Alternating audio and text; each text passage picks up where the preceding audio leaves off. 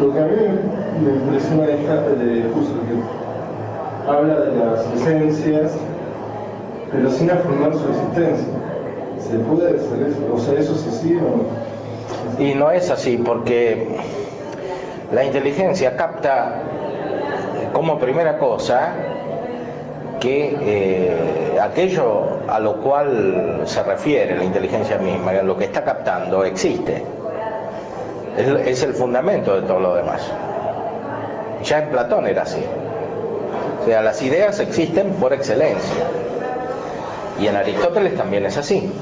Aunque no está muy clara la distinción entre la esencia y el ser, o la esencia y la existencia, está, pero no hay que deducirla.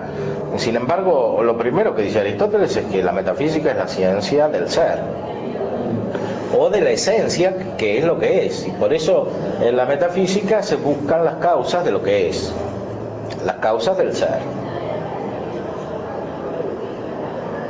Él lo dice explícitamente, distingue entre ente y ser. Aristóteles. Sí.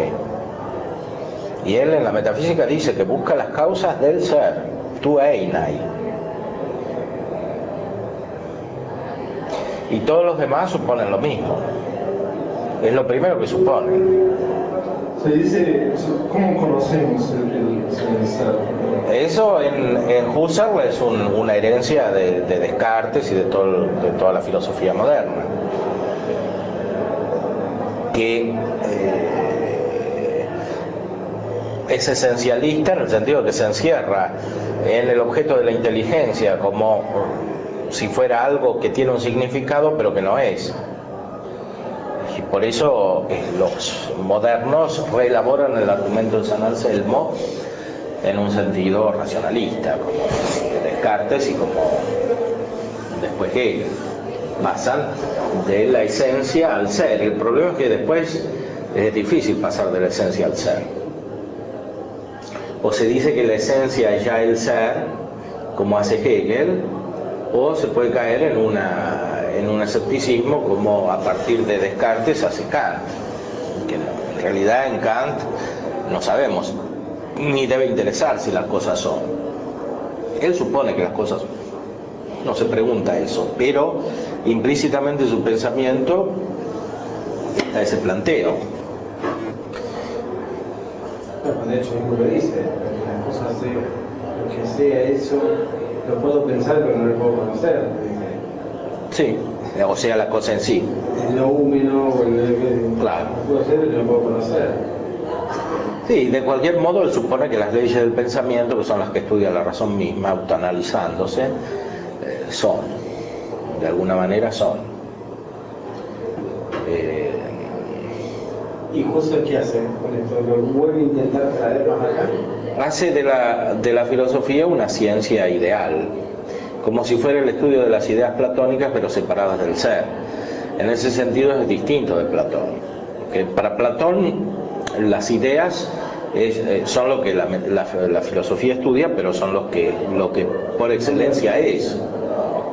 ¿Y qué habría que se responda, digamos, a Husserl? Que las ideas surgen de las cosas que son. De las cosas que la inteligencia capta todo en primer lugar como ser. Es lo primero que la inteligencia capta. Los medievales decían, y Santo Tomás, illud quod primum cadit in conceptione intellectus stens. Lo primero que el intelecto capta es el ser. En cierto modo lo capta antes de la esencia. Después se entiende que la esencia es un modo de ser y que hay una distinción entre el ente y la esencia.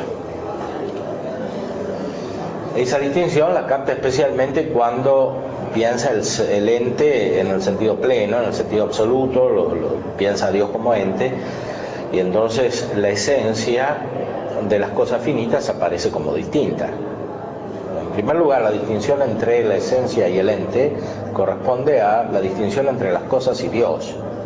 No es una distinción interior.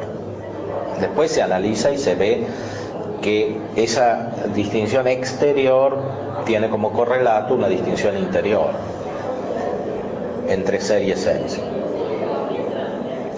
Esa distinción es la que después profundizan algunos modernos, está en el mismo Hegel y está después en Heidegger. Y algunos neotomistas la retoman en el sentido en parte clásico, pero en parte influido por Hegel y por Heidegger. Por ejemplo, Fabro, que ahora le van a hacer el homenaje, en cierta manera parece tener un influjo hegeliano y heideggeriano. ¿En qué sentido? Y en el sentido de subrayar la distinción entre ser y esencia como interior al ente, que es solo uno de los aspectos de esa distinción como aparece en Santo Tomás. O sea, reconstruyen el pensamiento tomista a partir solamente de esa distinción como si fuera central. Esa centralidad, en cierta manera, es una respuesta a la solicitación que produce el pensamiento, sobre todo heideggeriano. Sí, bueno, nosotros nos enseñaron así, con esa centralidad, y sobre todo la distinción dentro del ente, internamente. Porque eso supone que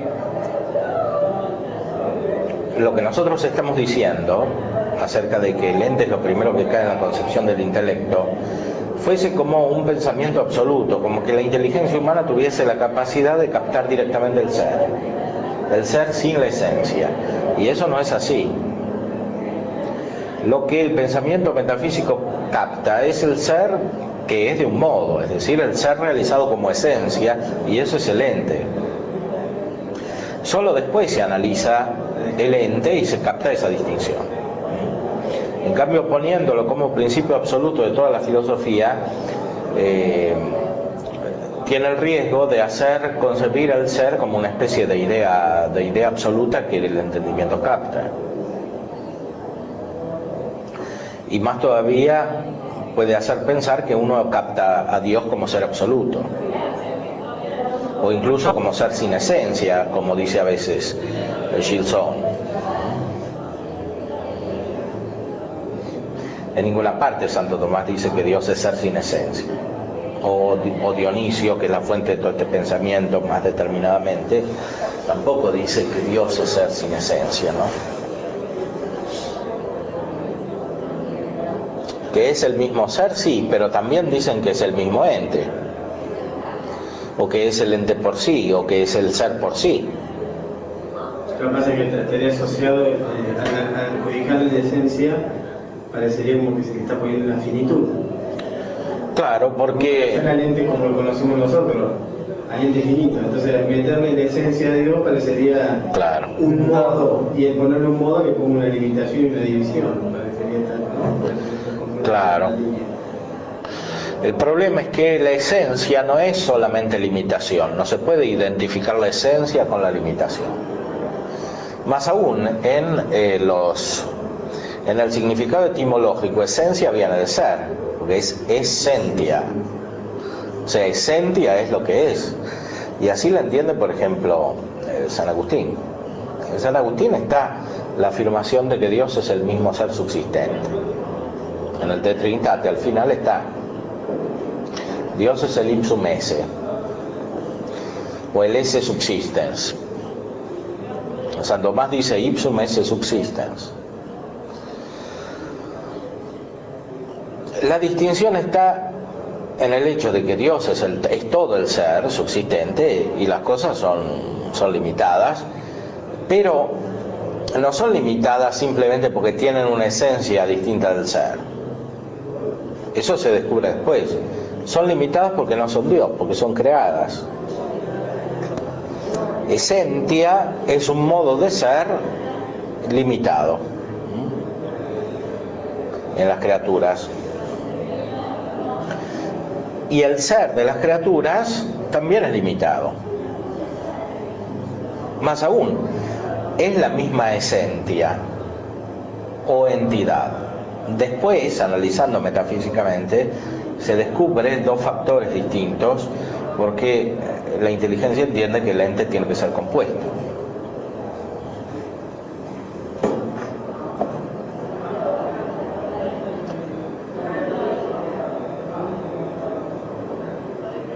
Para San Agustín, Dios es esencia. Y para gran parte de la tradición del pensamiento teológico y filosófico, hasta en Santo Tomás es así.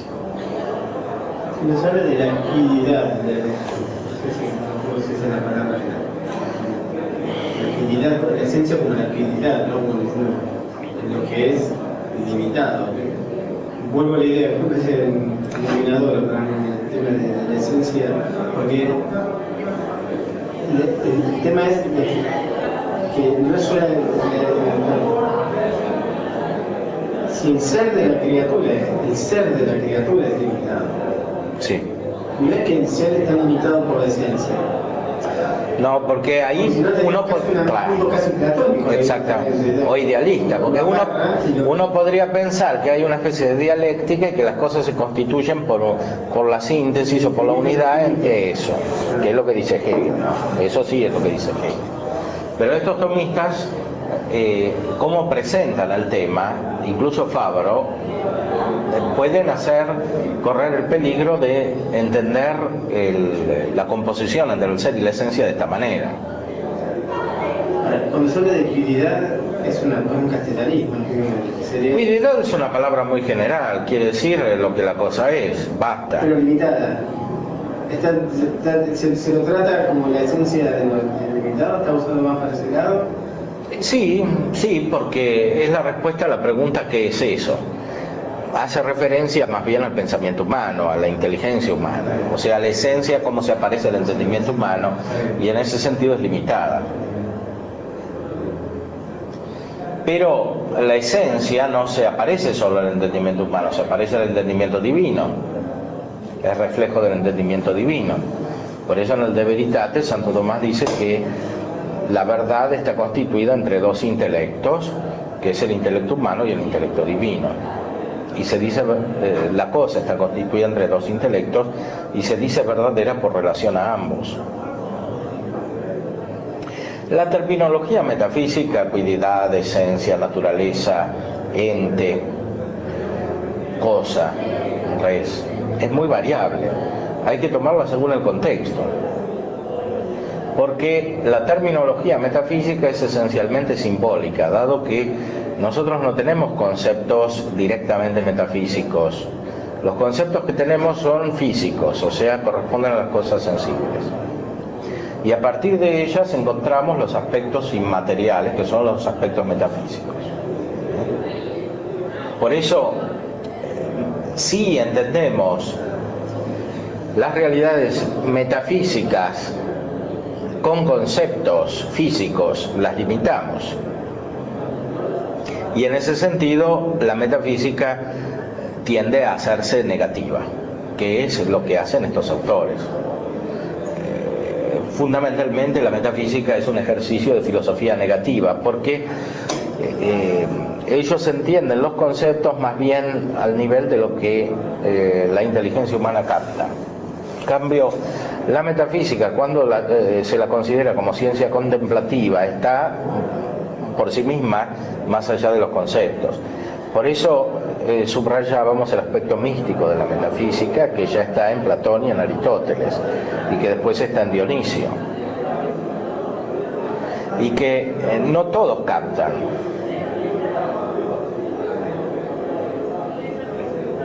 Estaba leyendo a Edith Stein, que es discípula de Husserl, y ella en algunas obras en que explica el conocimiento simbólico de Dios, tiende en cierta manera también a reducir al nivel de los conceptos correspondientes a las cosas naturales.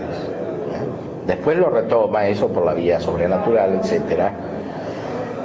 Pero la concepción filosófica es más bien esa, y justamente por el influjo de Husserl ahí. En Husserl no hay mística. Es una captación clara de las esencias, pero esa claridad no es mística, porque la mística implica la unión con algo superior a la mente, con algo superior a la inteligencia. Por eso Edith Stein hace entrar la mística más bien por el nivel sobrenatural. En cambio, lo que decíamos nosotros aquí es que la mística está ya al nivel natural. está en Platón, está en Aristóteles, está en Plotino, etcétera. Está y está en Santo Tomás también. Está en la constitución intrínseca de la metafísica. La metafísica es por naturaleza mística. Si no, no es metafísica. Si no, se convierte en una ontología que es una especie de ciencia física general y que tiene el peligro de derivar en una posición kantiana, que es lo que pasó entre Wolff y Kant. La gran crítica a veces que le hago a cierto tomismo y a cierta teología, que por ejemplo en el seminario también recibió el profesor, es que prácticamente se hace de la metafísica una ontología física, o sea, claro. Se trae, o sea, yo lo veo muy claro, por ejemplo, en algunos conceptos, como naturaleza, sí, donde prácticamente se hace una física, claro. Incluso la terminología teológica no ayuda, porque yo cuando hacen en gracia, supongo, la distinción de esto es nato, hasta se usa la palabra físico, porque no hay otra palabra, o natural, no me acuerdo para distinguir. Sí, físico como natural. Sí. Físico como natural, y parecería que prácticamente traer todo para acá otra vez. O sea, bueno, ese es el defecto. Eso no está en Santo Tomás, eso no usa la palabra físico para referir. Está en ciertas derivaciones de la escolástica que no son todas, pero es cierto que la escolástica de principios de la modernidad tuvo un carácter en cierta manera racionalista, no tanto por lo que dice como por el modo de decirlo, es decir, con excesivas distinciones y razonamientos que no corresponden al modo natural de pensar. Cuando esas distinciones, razonamientos, deducciones son excesivas, la mística desaparece, porque prevalece el ejercicio de distinción, y eso indirectamente tiene como resultado este fenómeno de entender las cosas metafísicas o sobrenaturales como si fueran físicas, o sea, como si fueran adecuadamente comprensibles por los conceptos humanos. Es un resultado indirecto, porque esos autores escolásticos no dicen eso, más bien dicen lo contrario, pero el modo como tratan los temas conduce indirectamente a este resultado, que es lo que decíamos recién respecto de Fabro o Gilson, el tema específico de la distinción entre ser y esencia. Pero Gilson, que supuestamente ataca el esencialismo y el racionalismo, sin embargo termina siendo esencialista en ese sentido. Sí, más que esencialista, termina en cierta manera favoreciendo una posición de tipo heideggeriano. Es decir, todavía no logro entender por qué va a Heidegger. ¿Cómo llega a Heidegger? Y llega a Heidegger porque el tema central de Heidegger es que el ser no es el ente. Claro. La distinción entre ser y ente. Ente es lo que está a la mano, es decir, es lo que está en el mundo físico, que es manipulable, y ser es un concepto metafísico que en Heidegger es práctico, no es teórico. Es una especie de tarea inacabada, etcétera, etcétera. Heidegger tampoco es místico en el sentido clásico del término, porque Heidegger no quiere contemplar. Heidegger quiere realizar una especie de tarea espiritual. Es una ver que dice él.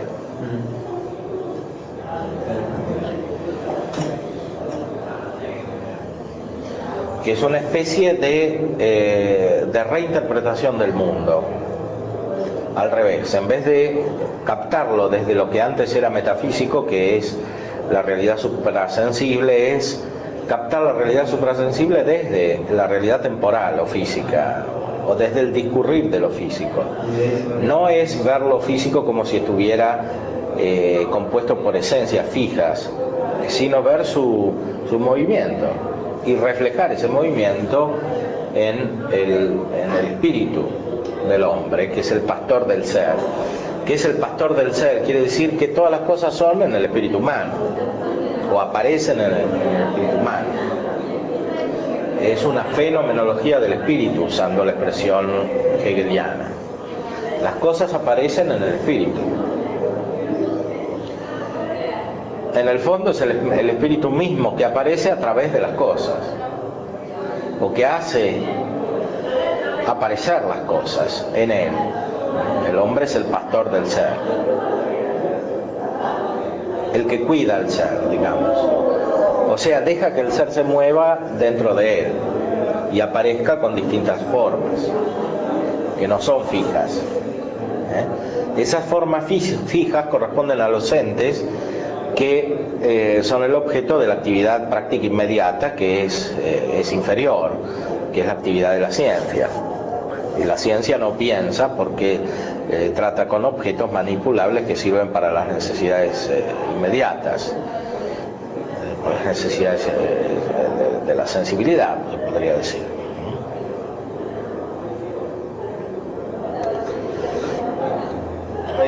Heidegger tuvo un profundo influjo y algunos tomistas pensaban responderle a Heidegger, diciendo, bueno, Heidegger no tuvo razón en decir que antes de él no se descubrió el ser, porque Santo Tomás había descubierto el ser. Pero con eso hacen una operación de simplificación, porque no es simplemente Santo Tomás el que descubrió el ser. No puede ser que Santo Tomás haya descubierto el ser y nadie antes descubrió el ser. Y de hecho históricamente no es así, los textos no dicen eso. Y el mismo Santo Tomás se refiere a otros autores, empezando por Aristóteles y siguiendo por San Agustín y por Dionisio, por Proclo, Boecio, etc. O sea, es una simplificación históricamente inaceptable decir que el primero que se dio cuenta de lo que era el ser era Santo Tomás. Eso no puede ser. Y que después de Santo Tomás tampoco ninguno se dio cuenta de lo que era el ser. Eso es claro que no puede ser de esa manera. Sí, uno puede decir que Santo Tomás es muy profundo, que fue más profundo que otros, etcétera, pero no es el único que descubrió el ser. Ni él pretendía haber sido el que descubrió el ser. Bueno, la presentación de algunos neotomistas tiende a dar esa imagen. Por ejemplo, en Fabro y en Gilson, subrayando ese aspecto del ser. El mismo Comar hablaba de eso. Ese problema de Fabro, especialmente, que no aparecía claro el papel de las esencias. Y de hecho, como aquí muchos profesores también lo entienden, la esencia es una especie de solo límite del ser, es algo negativo.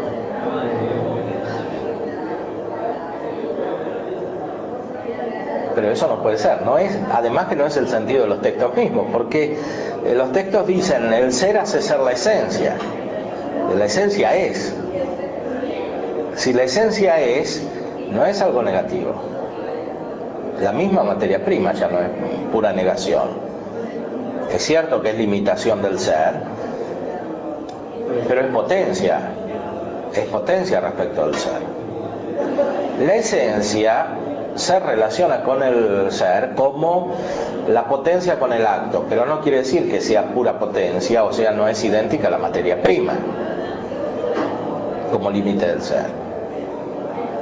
Pero el problema está ver la esencia del ser como principio, como principio, sino como cosas. No como entes, que subsisten. Pero también la cuestión está en no comprender la relación entre ser y esencia como si fuera la misma que hay entre materia y forma. No es lo mismo.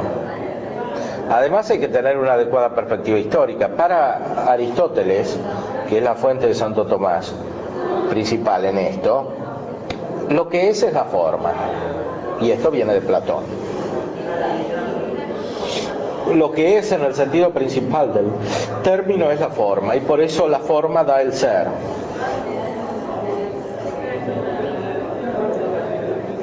Aristóteles y Santo Tomás lo dicen muchas veces, la forma da el ser. En cambio, para estos pareciera que la forma limita al ser.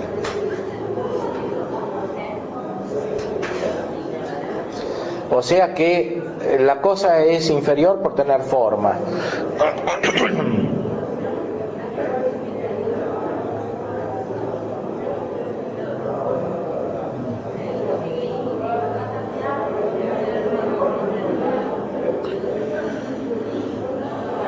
Sí se puede decir que la materia limita la forma. Eso sí se puede decir, porque ninguna forma en las cosas que tienen materia es totalmente la forma que es. Por ejemplo, ningún hombre es totalmente la humanidad. Ningún gato es totalmente la esencia de gato, etcétera. Ninguna piedra es totalmente la esencia de piedra. Pues la materia limita. Eso quiere decir que en ninguna forma existe plenamente en el ámbito material. O sea, toda cosa material es deficiente. ¿Deficiente respecto de qué? De su propia forma. O sea, ninguna cosa material es plenamente lo que es. Y por eso se mueve. La raíz del movimiento está ahí. El movimiento, en el sentido inmediato del término, implica imperfección, es un acto imperfecto. De lo imperfecto, por supuesto, después está el movimiento espiritual, que es la operación y que se puede atribuir a Dios, etcétera, etcétera. Pero eso es ya otra cosa. Las procesiones divinas son movimientos, pero movimientos en otro sentido, claro, porque en Dios no hay pasaje de la potencia al acto. Y el mismo acto de intelección en el espíritu creado no es simplemente pasaje de la potencia al acto, es más bien acto que produce un movimiento en la parte sensitiva.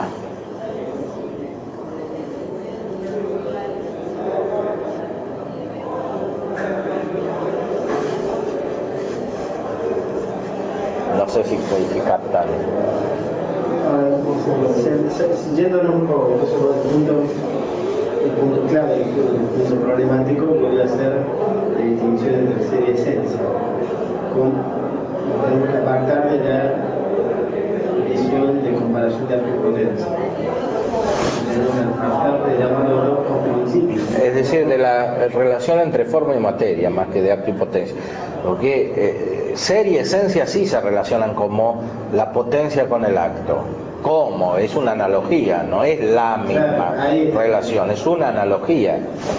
Es como la forma es actual respecto de la materia, así también el ser es actual respecto de la esencia, porque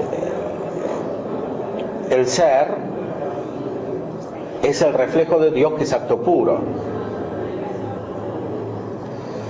En cuanto la cosa recibe la realidad divina, por decir así, que es el ser, existe o es de un modo determinado que corresponde a la esencia.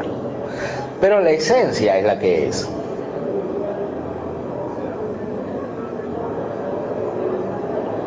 Y ahí está la diferencia con la materia. O sea, la esencia es perfección de la cosa, pero perfección de un modo limitado. O sea, no toda la perfección. Y en ese sentido se relaciona con la potencia, como la potencia y el acto, como lo imperfecto y lo perfecto.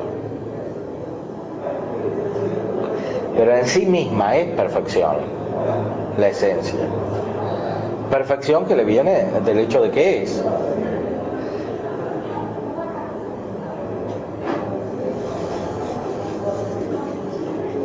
Porque antes veníamos usando esencia como ente. Sí, claro.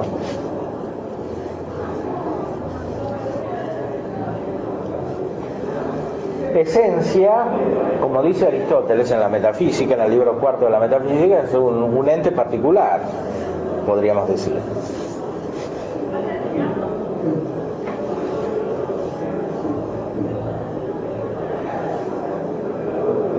Ahora, aquí tenemos que distinguir entre Aristóteles y Santo Tomás. Para Aristóteles, el primer ente es simplemente Dios. Y ese es el punto de referencia de la metafísica. la analogía de los entes termina en Dios. Para Santo Tomás, en cambio, Dios es la causa del ente que está más allá,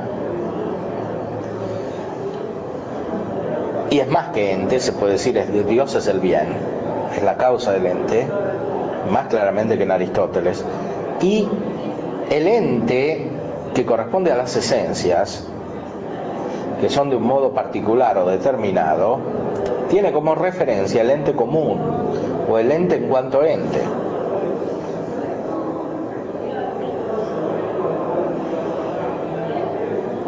Que es el sujeto de la metafísica, dice Santo Tomás, comentando a Aristóteles, aunque aquí hay un matiz entre Santo Tomás y Aristóteles. El objeto de la metafísica no es un sería el objeto de la metafísica sería Dios, no es. Claro, no es así. Santo Tomás dice explícitamente, y lo hemos visto en los textos, que Dios no es el sujeto de la metafísica, es el ente común del sujeto de la metafísica. Por eso la metafísica, ahí en el comentario al libro cuarto, la llama ciencia común, scientia communis.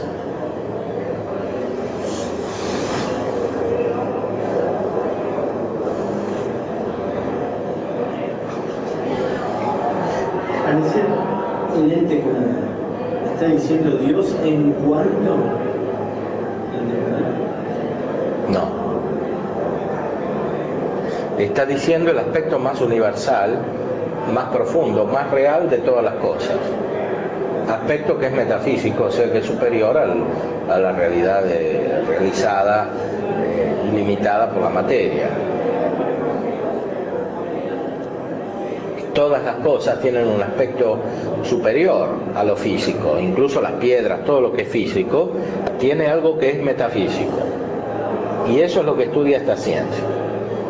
Algo que es inmaterial, porque toda cosa refleja la inmaterialidad perfectísima del primer ente, que es Dios, o del bien como causa del ente, que es Dios. Porque me sale la palabra ente común. Sí. Porque parece un concepto. parece una cosa. O parece una cosa, los dos extremos. ¿Sí? Y lo cual me decía, no es una manera de reorganizar o ramar el vocabulario de Platón, una especie de ser que está en todo. Me da la sensación de como cambiamos los conceptos pero sigue la misma realidad. Parecería que este ser infinito que está limitado en cada cosa, parecía una cosa así. Pero si es lo que es de común, que está en toda la realidad, si es el ente común es la parte Sí, no es una idea separada, no es una idea separada, no es una realidad separada, es un aspecto que está en todos y que es uno en todos. O sea, todo está unido por este aspecto. De todo tiene esto, este aspecto metafísico.